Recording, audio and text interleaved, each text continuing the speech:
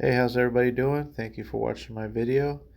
I put one video out every week, 2 to 3 shorts every week, YouTube shorts that is. And this is your top 5 things that you should have when you first start your aquarium to be successful. One, obviously, is the aquarium. Doesn't matter what size you get. This is a 20 gallon, you can get a 10 gallon, you can get a 500 gallon, doesn't matter. There's just certain things that you have to have with that tank to be successful at first. Me personally, I'm glad I start off with a small tank. I start off with a 16 gallon tall. That filter and that heater and the gravel is what I had in that tank. And to this day, I kept it, and everything is still working good. The 20 gallon tank I got from my brother in law, which he gave it to me. But I use that as my quarantine tank now. So I keep all my stuff because you never know when you need it. This is my main tank, my community tank. It's a 125 gallon tank. I keep about 90-95% cichlids in there. I probably have about 20 to 25 fish in there at this point. I do have a pleco as well. This tank I've had probably about 4 years now. This tank, believe it or not, to me, as a hobbyist, is a lot easier to control as far as perimeters and stuff like that, and keeping the water clean and everything. That's just my opinion. I don't know. But you should always start off with a small aquarium so you could experiment and start learning everything that you need to learn. Maybe keep yourself like a goldfish or two, and then jump into other species of fish as well. Some people will jump right into cichlids and discus, but that's up to you. I wouldn't do it.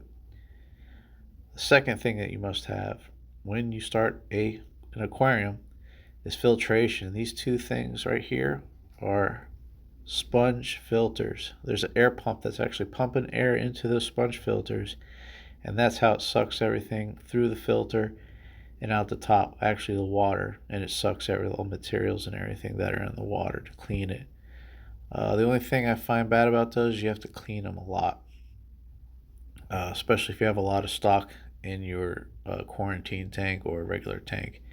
But I have those in combination of my hang on back. It's an Aquarium hang on back that I've had probably about 7 or 8 years. It's my first one I've had a hang on back.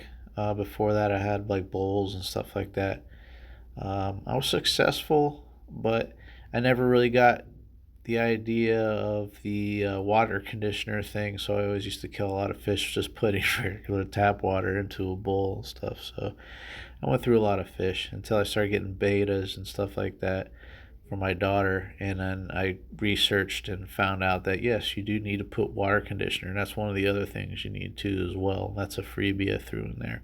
Must get water conditioner unless you're off of some kind of well water or something that's already in good condition. You could have your water tested and see what's in it. But if you're running off city water and putting it in your tank, I would definitely get a water conditioner.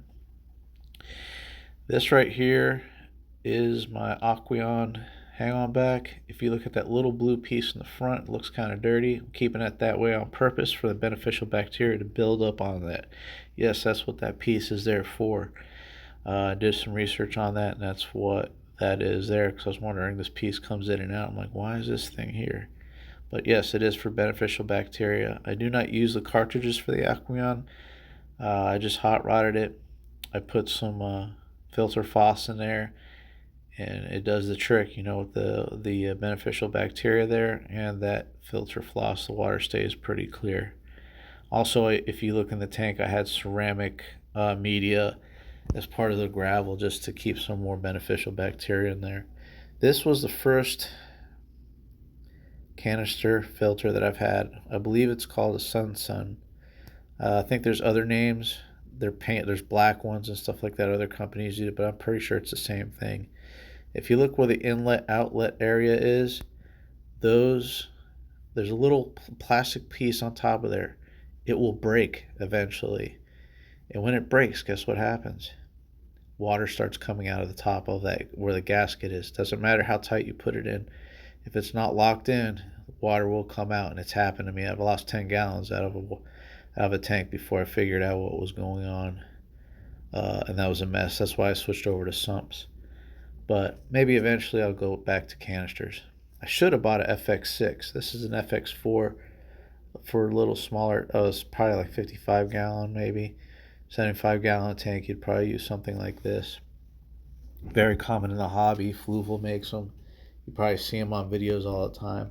I actually have no experience with them, so I couldn't tell you how good or bad they are, but I would definitely get one of these if you can. If you get a hold of one, if you could put this on a 20 gallon or a 10 gallon tank, you'd probably clean the crap out of the water, but it'd be really crystal too. So,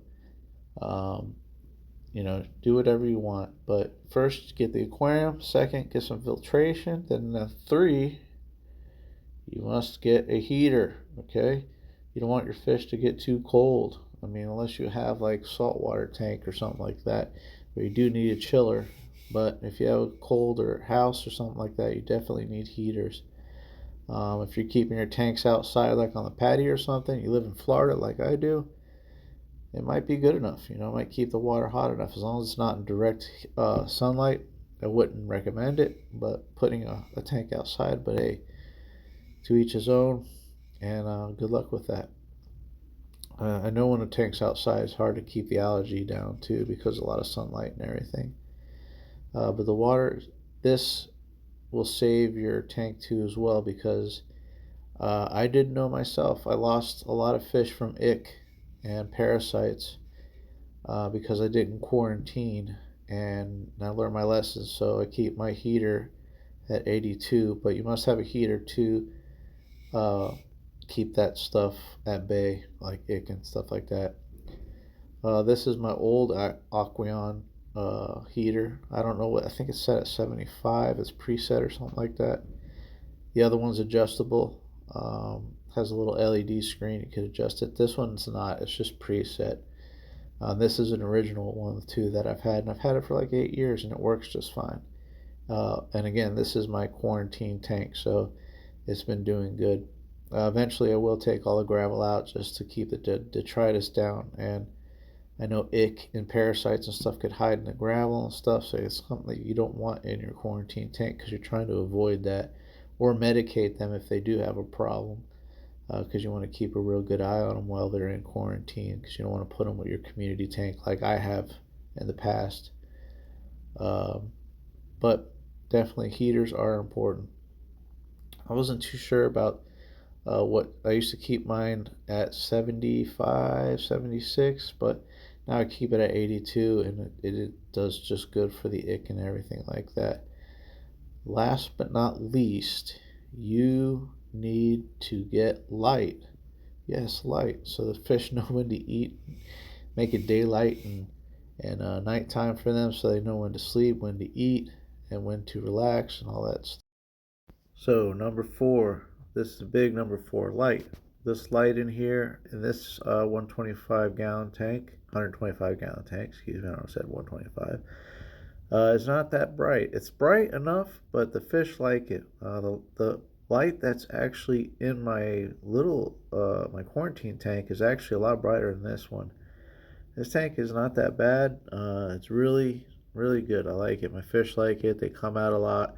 My other tank, they seem to hide. Maybe it's too much, too bright. I don't know. I would get something though, a light, so they know. You could get them on a good feeding schedule. They think when it's light, when it's dark. They know when the light comes on, you're going to feed them, etc., etc., etc. And 5, big number 5. Guess what?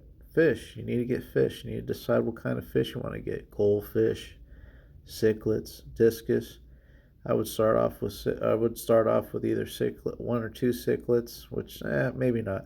I would start off with some goldfish or something like that, or guppies or beta or something like that, just to get everything settled and learn the hobby. All right, well, that's it for your top 5 things you must get to a successful fish tank when you first start in the hobby.